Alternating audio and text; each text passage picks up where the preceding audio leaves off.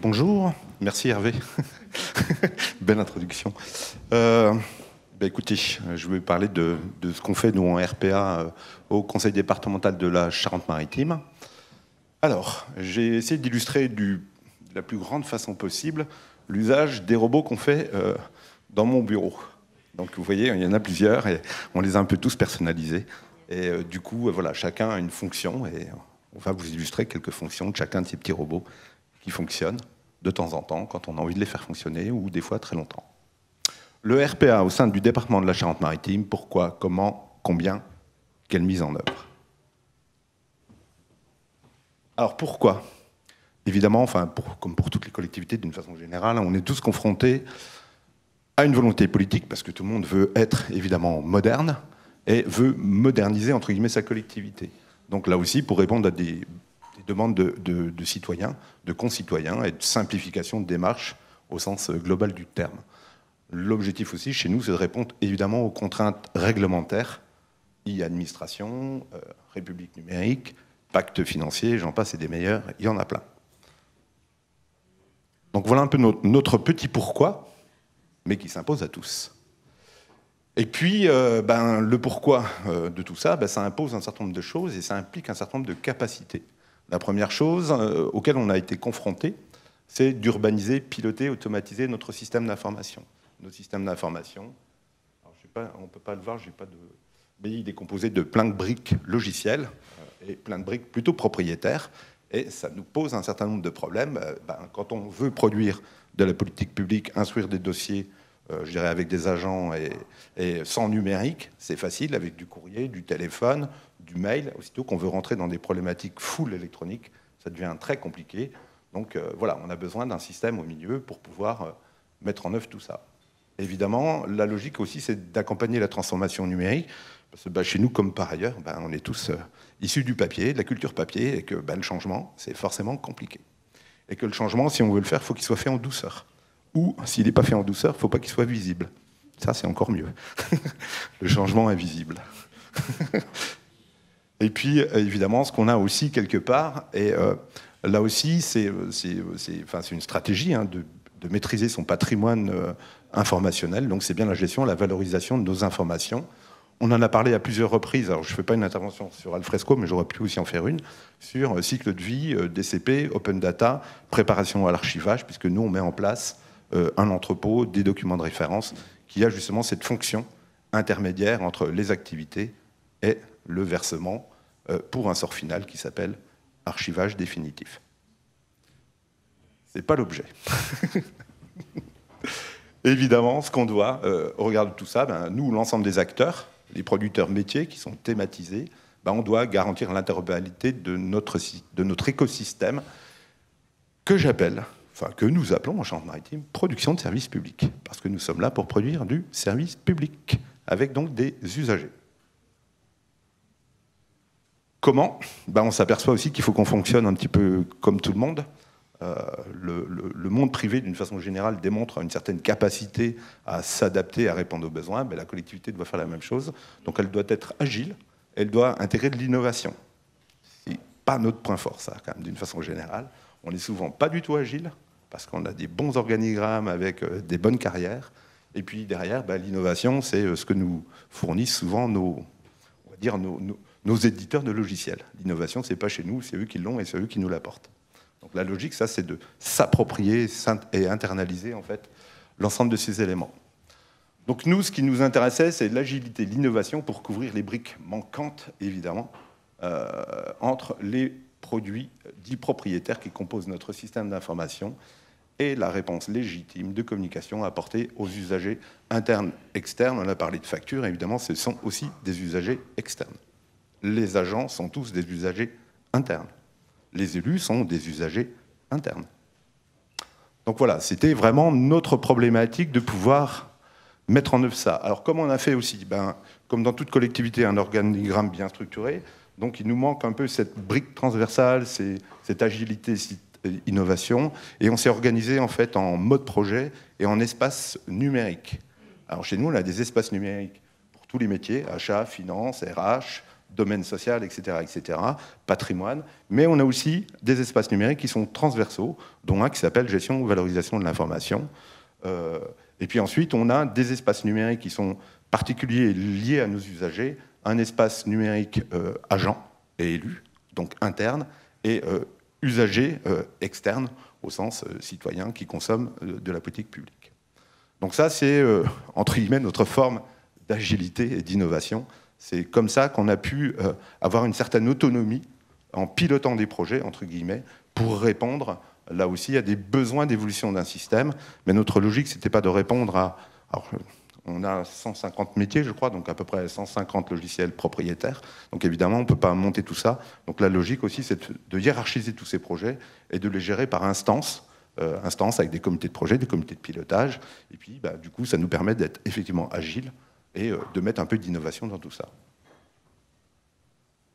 Alors, comment on voit bien que ce qui nous manque, c'est effectivement l'interopérabilité dans notre système.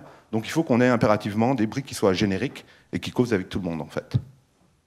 Donc après, il y a les interfaces, mais les interfaces, quand il y a un outil qui évolue, il faut que l'autre aussi évolue, et autrement ça ne fonctionne plus. Donc la problématique, elle est vraiment plutôt d'aller sur l'interopérabilité entre les différentes briques du système et de pouvoir, en fait, communiquer entre ces différentes briques.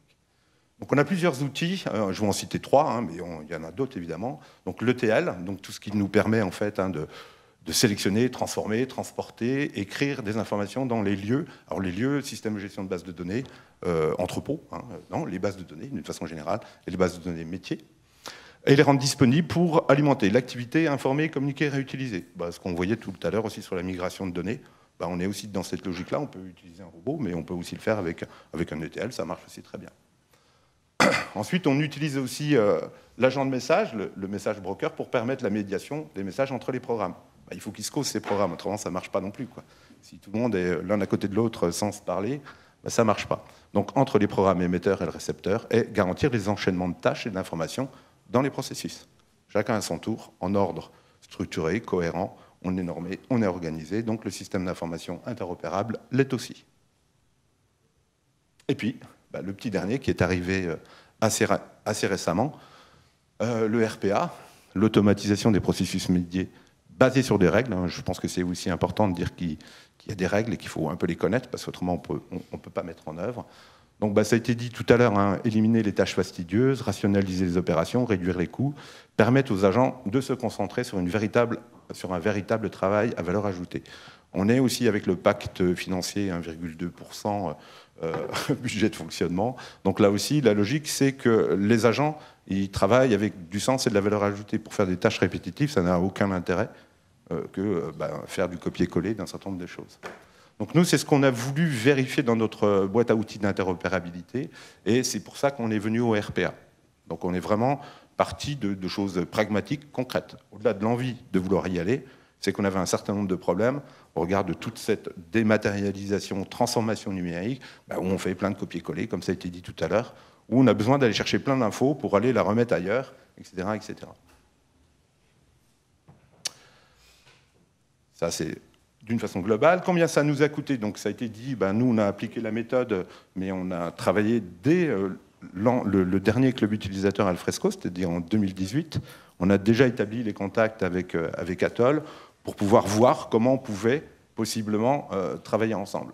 Donc là, on a mis en place un POC qu'on a acheté à l'UGAP. Et on s'est mis en ordre de marche.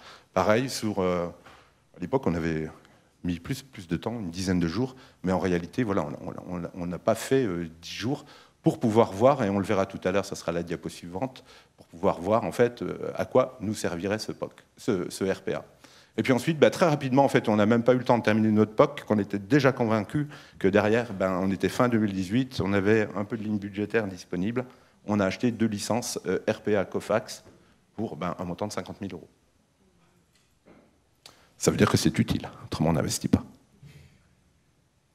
Alors, le proto dans le cadre de l'espace numérique, gestion, valorisation de l'information. Donc, alors, nous, on a fait des tests sur gestion financière. Alors, si vous voyez Astre GF, Astre RH, Yodas, vous avez tous compris qu'on était dans le doux monde de GFI.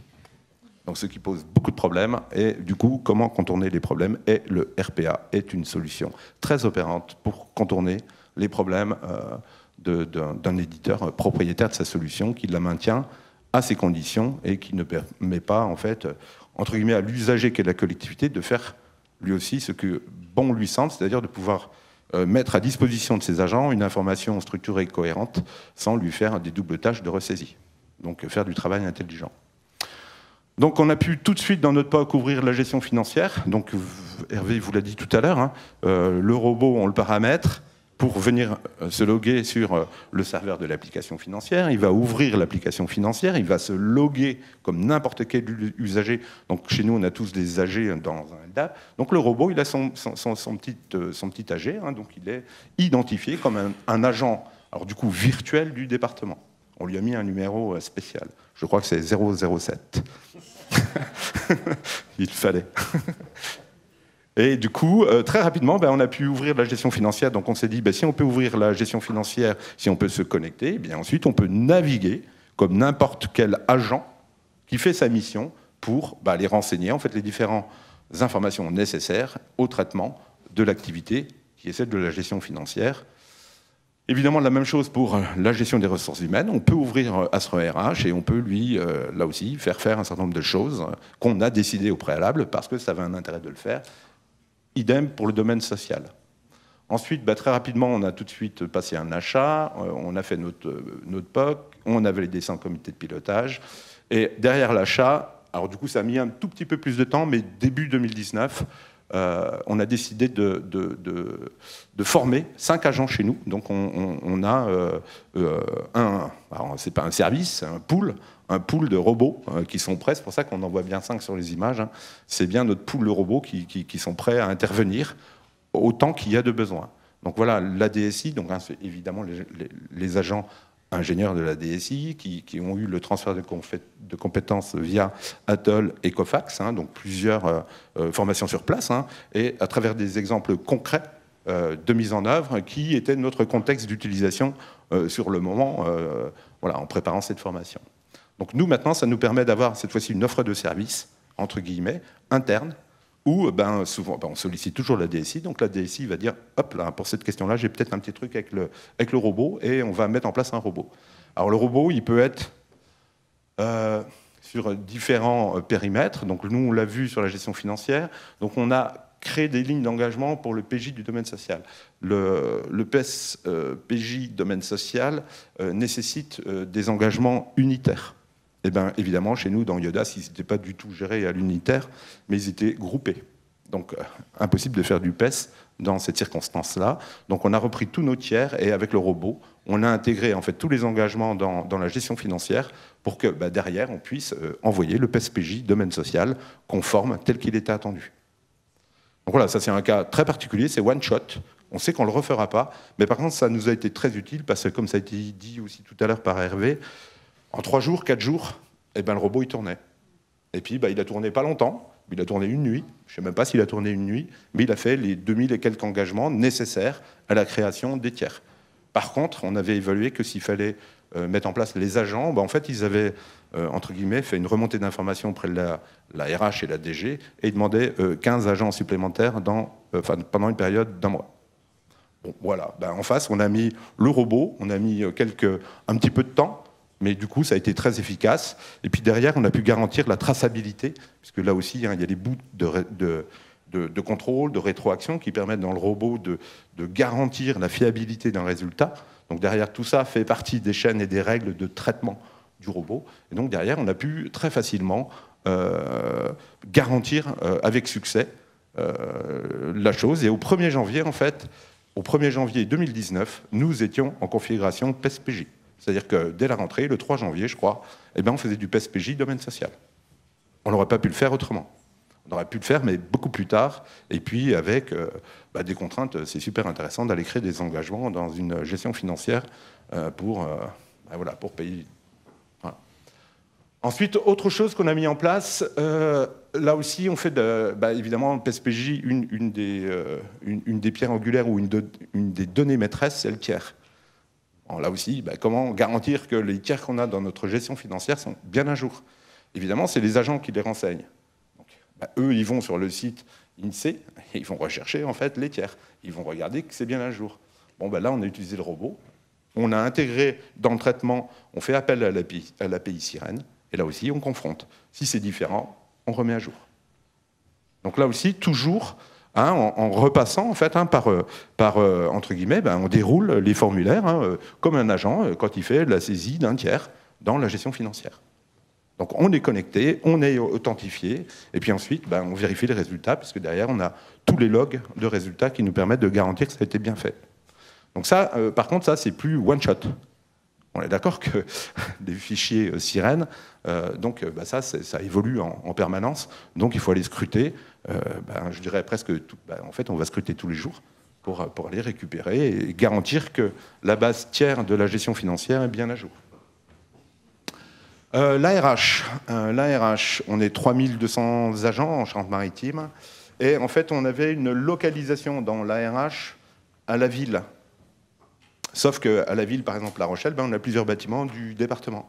Et donc, on a une résidence administrative qui n'est pas toujours la même, entre un lieu et un autre lieu et un autre lieu. On ne descendait pas l'adresse. On ne descendrait pas l'adresse des bâtiments.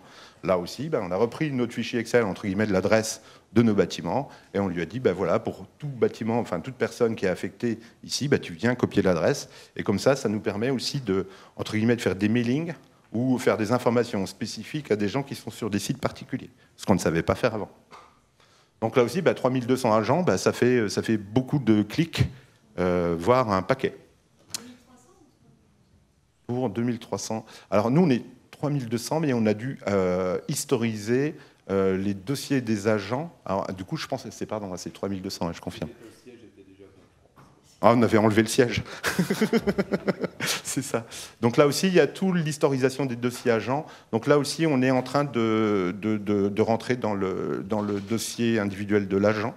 Donc là aussi, on commence à utiliser le robot pour pouvoir, là aussi, stocker les informations des agents dans les bases qui vont bien.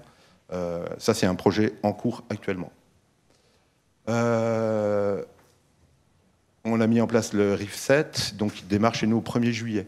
Là aussi, c'est des traitements en masse, complets. Donc voilà, un petit coup de robot, ça marche bien. Ça évite à tout le monde d'aller saisir plein de choses. Interop, on a une application chez nous qui s'appelle Trust, qui gère en fait les activités des agents, on va dire, qui gèrent le patrimoine, les routes, enfin tout ce qui est infrastructure d'une façon générale. Et ces gens saisissent leur temps dans cette application-là. Et puis à côté, on a une autre application, évidemment, qui elle est beaucoup plus générique, mais qui est aussi chez un éditeur privé, qui ne nous permet pas de faire plein de choses. Donc du coup, là aussi, on utilise entre l'application gestion activité métier et l'application gestion financière des déplacements et du temps de travail, eh bien, on va reprendre d'un système pour remettre dans l'autre. Alors du coup, ça donne des petites images comme ça. Donc ça, c'est juste l'interface d'un robot. Je ne vais pas vous la détailler, mais il y a des bibliothèques de traitement. Il y a là où on prend, là où on écrit. Et puis en passant par toutes les interfaces. Donc on est bien dans une interface graphique et on manipule simplement des fonctions dans lesquelles on va mettre beaucoup de paramétrages. Et c'est là qu'il faut être très fin et qu'il faut effectivement bien connaître son métier. Et puis là aussi, on boucle.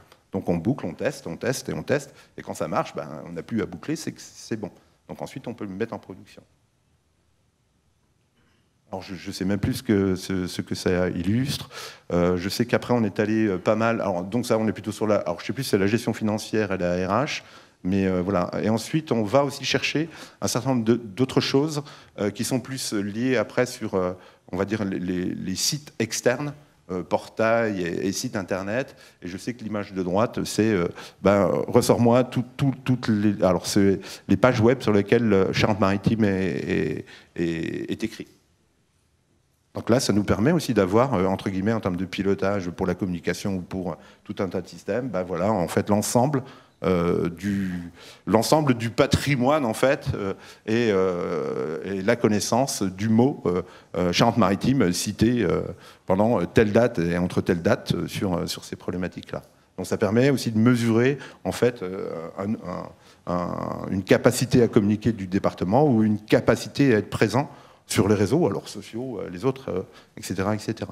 Donc c'est aussi ça très très intéressant, puisque ça permet voilà, d'avoir des usages très concrets auxquels, je dirais entre guillemets, on ne sait pas forcément faire, et puis on ne va pas mettre des agents à faire de la veille sur le site internet pour voir est-ce que Charente-Maritime c'est bien cité, et si oui, combien de fois, quoi.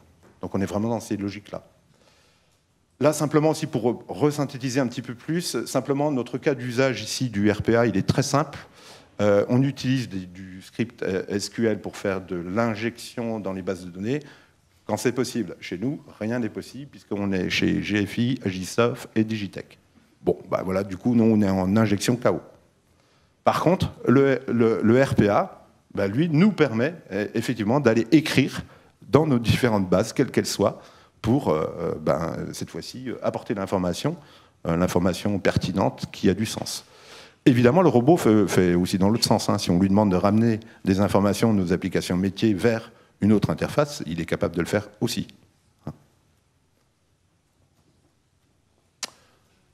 Donc voilà, et puis du coup, là, ça sera ce que l'on va développer, ça va être beaucoup l'AGRU qui nous permettra, là aussi, voilà, forcément moderniser la collectivité, ça veut dire aller vers la GRU. Si tout le monde fait de la GRU chez nous, tout le monde veut en faire, donc toutes les directions veulent en faire. Donc on fait de la GRU pour, en fait, toutes les actions publiques du département. Donc si c'est pas coordonné, si c'est pas structuré, ça va être un capharnaüm total.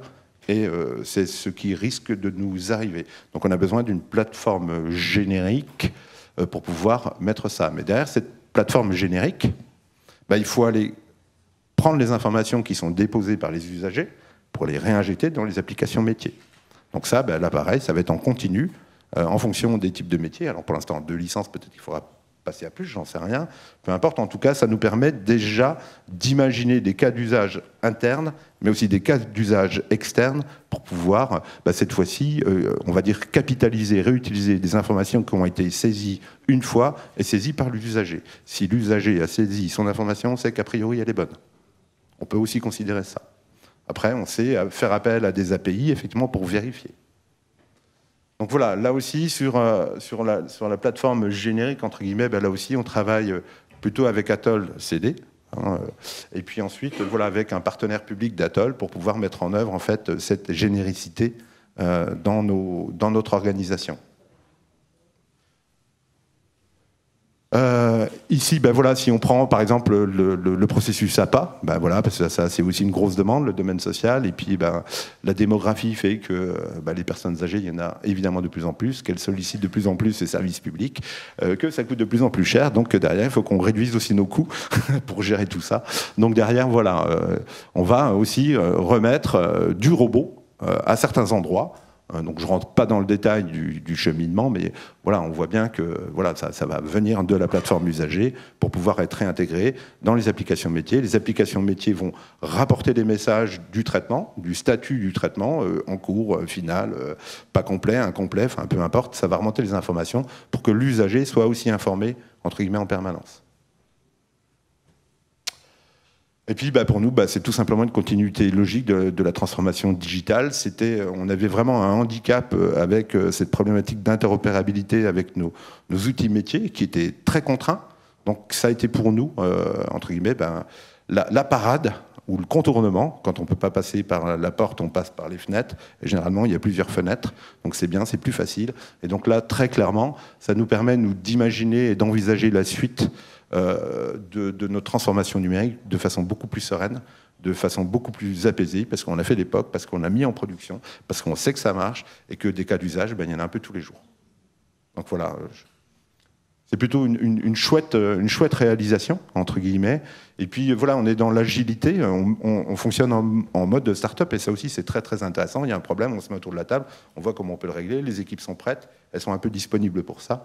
Donc voilà, ça permet d'avoir une vraie force de frappe, et puis d'apporter aussi un vrai service. Alors notre logique, et ce qu'on dit en fait, entre guillemets, à toutes les directions qui sont demandeuses de projets, c'est qu'au maximum on se doit que ces activités soient gratuites pour elles. C'est-à-dire que ce soit transparent et qu'elles ne travaillent pas, qu'on ne leur demande pas une surcharge de travail, que ce soit fait correctement, de façon propre, tracée. Donc on est aussi dans ce qu'on appellera on en parlera peut-être un autre jour, mais le cadre de confiance. Parce que chez nous aussi, c'est très très important de pouvoir dire tous les enchaînements d'activités, tous les processus qui sont mis en œuvre, qui sont automatisés, semi-automatisés, qui sont pilotés, ils doivent aussi être traduits en termes de confiance. Est-ce que l'information est fiable? Oui, elle est 100% fiable parce que ça a été contrôlé et mesuré. Donc les robots concourent aussi à cette analyse.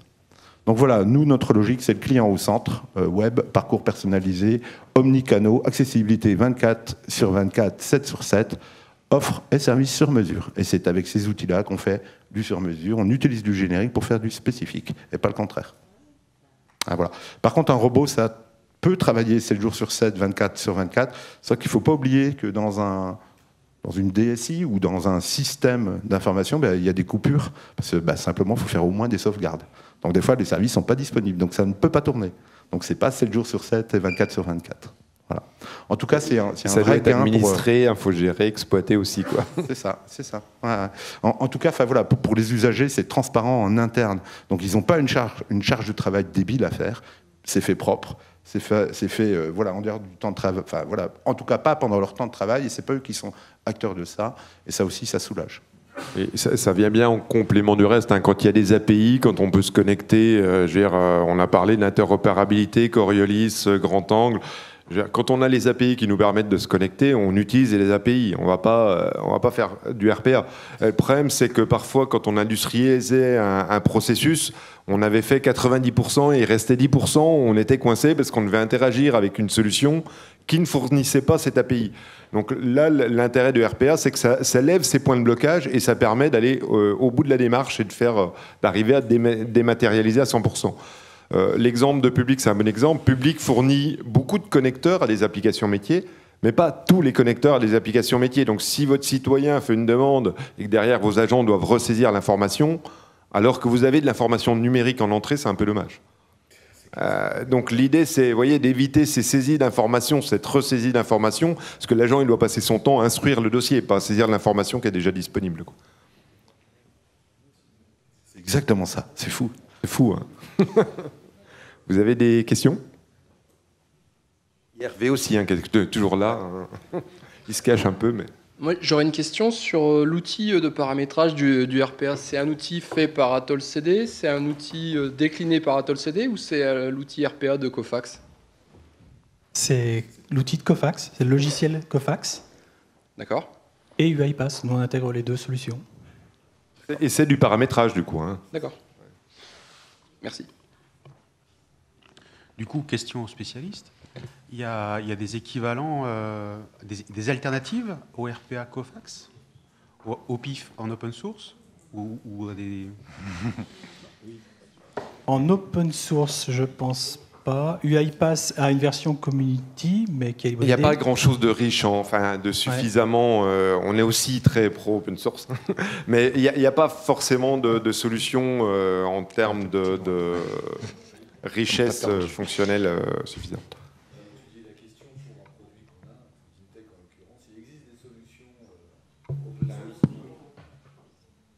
Oui. Trop compliqué pour moi, je suis commercial.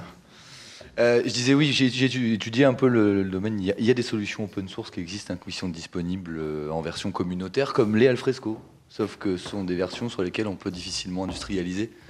Donc, de manière pragmatique, ces solutions-là, lorsqu'elles sont disponibles en open source, on ne les paye pas pour un POC, mais quand on veut industrialiser, passer en prod, après il faut passer... La richesse fonctionnelle qui n'est pas encore... Voilà. Je vais faire une précision par rapport à ce que tu as dit, Emmanuel, sur les licences. Donc, côté Cofax, la licence, c'est une licence perpétuelle. Donc, c'est achat de licence plus 20% de maintenance, à peu près 20% par an. C'est ça. Côté UiPath, c'est de la souscription. C'est même le même cas de figure que pour Alfresco. Et les robots fonctionnent en simultané. Donc, sur des opérations one-shot, vous faites tourner le robot et puis vous le réutilisez pour autre chose après. Et sinon, vous le mettez en œuvre sur un processus, il tourne, et, vous pouvez paramétrer, le planifier dans la journée, faire un autre processus la nuit, enchaîner les processus. C'est quelque chose qui tourne en simultané. Vous pouvez les utiliser pour X cas d'usage, quoi. X cas d'usage, et on enregistre évidemment les modèles, on réutilise pour reparamétrer. Donc C'est vrai que quand vous êtes dans un contexte où vous avez 150 métiers, enfin beaucoup d'applications métiers différentes, se posent forcément quand même souvent des problématiques d'interopérabilité, de ressaisie d'informations et autres. Donc là, on considère que le RPA peut être vraiment intéressant dans ce contexte où il y a un grand nombre d'applications métiers.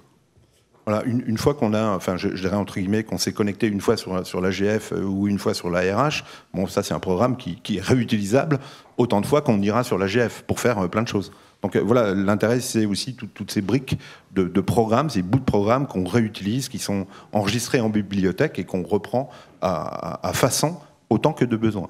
Après, on pourrait considérer que ça aura peut-être un impact sur les éditeurs qui développeront des API s'ils savent qu'on peut se connecter autrement. Ben, en tout cas, nous, c'est espère. Ouais. Nous, c'est un vrai goulot d'étranglement depuis quelques années. Et à un moment donné, il faut que la collectivité elle soit autonome. Enfin, on ne peut pas avoir une dépendance par rapport à un éditeur. C'est surtout aussi que ça concerne des tâches qui ont peu de valeur ajoutée. Il ne faut pas l'oublier. Quand on disait il y a quand même des contraintes aussi financières au niveau des collectivités, les agents ont autre chose à faire que de recopier. Demain, on met en place un téléservice, de recopier la donnée d'un téléservice dans une application métier. Je veux dire, c'est pas une tâche à forte valeur ajoutée et je veux dire aujourd'hui c'est du coup on va mettre en place un téléservice mais qui veut leur apporter un travail en plus, enfin pas un travail en plus en termes de saisie parce qu'aujourd'hui en papier souvent ils sont obligés d'enregistrer le dossier. Mais du coup on leur enlève pas de charge de travail quoi, ce qui est quand même un petit peu dommage quand on met en place un téléservice. Si ce n'est qu'en plus dans le téléservice il faut mettre à jour le téléservice pour l'état d'instruction. Donc on va leur demander quelques tâches en plus pour mettre à jour le dossier d'instruction. Donc ça serait quand même un petit peu dommage en dématérialisant de charger en fait le travail des agents, quoi. On a déjà beaucoup souffert avec le déploiement de la démat des PJ. Chez nous, on a quand même des agents comptables qui scannent des documents sur des multifonctions et qui les nomment, voilà, parce que là aussi, on n'avait pas encore tout l'outil. Oui, Hervé, il faut qu'il y retourne, il fait aussi de la darade. Non, mais c'est qu'on lui a pas demandé de tout faire non plus. Hein. Mais voilà, c'est aussi toutes des tâches qui maintenant, avec entre guillemets le recul, je dirais rien n'est impossible. Après, il n'y a pas forcément toujours besoin du RPA, mais on peut se dire à chaque fois, ah tiens, il peut y avoir un intérêt à utiliser l'ETL ou le RPA ou un autre système qui permet d'arriver en fait à des résultats qui font une bibliothèque d'outils utilisés en fonction du contexte et de la pertinence. Quoi. Voilà, si c'est une opération one shot, si c'est une opération régulière. Nous, on l'intègre comme une boîte à outils. Ouais, voilà. Et en fonction de... si on veut enfoncer une punaise, on met son doigt. Si on veut un clou, ça sera un marteau. Mais ça peut être un facilitateur sur la démarche de démat et de... Ça fait beaucoup de tension, hein, le fait de faire de la transformation numérique par des agents qui vont sur des... Voilà, on ne maîtrise pas la chaîne complète. Et là, c'est plus simple. Vous avez d'autres questions ? Une dernière, concrètement. Concrètement, vous avez 2 licences RPA Cofax qui vous servent à designer les scénarios, soit de reprise, soit après de ressaisie. Oui. Mais par exemple, vous avez peut-être des postes clients décentralisés sur lesquels vous voulez faire jouer ces scénarios. Comment ça se passe? Comment vous diffusez concrètement les scénarios qui sont conçus? C'est assez simple. C'est ça, en fait, on installe la partie... robot designer, le designer de robot est installé sur un serveur. La personne qui est certifiée, qui est formée, elle paramètre l'outil et après elle peut pointer, elle peut aller chercher les informations où elle veut. Oui, mais si vous voulez faire jouer vos scénarios par d'autres personnes que ces 2 accès-là. Par exemple, vous voulez décentraliser sur des postes, sur des sites géographiques, le lancement de scénarios je sais pas, de l'enregistrement de 15 000 documents sur un écran de saisie, là, vous décentralisez à un autre endroit. Comment vous faites? Parce que là, aujourd'hui, nous, on a ce genre d'outils. Et en fait, c'est centralisé. Enfin, vous faites tout centralisé sur 2. C'est en fait les mêmes personnes qui designent et qui lancent les scénarios. C'est ça? Qui les programment pour qu'ils soient oui, c'est programmé. Et qui les déclenchent. Ils sont programmés, en fait. Il y a personne qui fait... Il y a personne qui les déclenche, du coup. D'accord, donc l'alimentation... Ça, c'est programmé... D'accord, qui les alimente, en fait? Les alimentations, ça se fait pareil dans le scénario de récupération de données. Oui, c'est dans le scénario. Ouais. D'accord. C'est en amont que c'est modélisé, et ensuite, c'est en amont que c'est conçu. Oui, c'est une tâche. Après, on planifie la tâche, quoi. Très Il bien. va reproduire les actions utilisateurs, mais depuis le serveur, enfin, du coup. Oui, Hein, d'accord. c'est pas... D'accord. Donc vous n'avez pas ce problème de sites géographiques qui doivent lancer sur Un des complément outils. Il y a des systèmes, en fait, par exemple, UiPath au Capot, d'orchestrator ou de management console. Et en fait, on organise nos robots, on les planifie et ils vont, en fait, par la suite, se déclencher au moment indiqué sur sur des postes ou autre. Ouais. Oui, Ça peut être planifié, ça peut être sur un événement, ça peut être dans différents On contextes. design le robot et après, par le management console pour Kappa ou par l'orchestrator pour UiPath, on va planifier le démarrage du robot à telle heure, tel jour de la nuit ou de la journée. Voilà, que ce soit pour UiPath ou Cofax, vous avez le designer, l'orchestrator et le robot.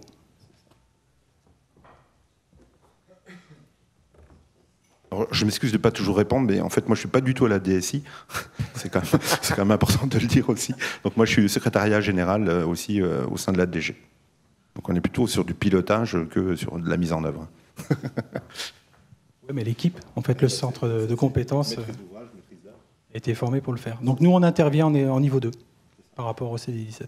Merci.